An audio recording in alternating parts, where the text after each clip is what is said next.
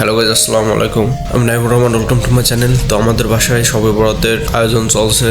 এখানে রুটি বানানো হচ্ছে, এখানে মাংস রান্না হচ্ছে। আম্মু আমার বসায় দিয়েছিল এখানে মাংস নাড়ার জন্য, বললো যে এখানে বসে একটু মাংস নাড়াচাড়া কর। আমি একটু উঠে আসছি, তো আমি এখানে বসে মাংস নাড়িয়ে দিলাম। এই যে এটা ডিম ছিল মুরগির পেটের মধ্যে, আর এখানে রুটি বানানো হচ্ছে, চালের আটার রুটি, চালের গুঁড়ার রুটি, তাই না? দেখো কিভাবে বানানো হয়। ভাই তোমরা তো জানোই, আমি তো জানি না। ওই আমার আম্মু ছিল এটা কাটার পরে এরকম গোল গোল করে কাটার পরে, এই যে এটা যেরকম এখন এরকম ভাঙায় ফেলে দেয় না, তখন মনে হয় যে এখান থেকে যদি আরো কিছু বেরোতে পারতো তাহলে ভালো হতো।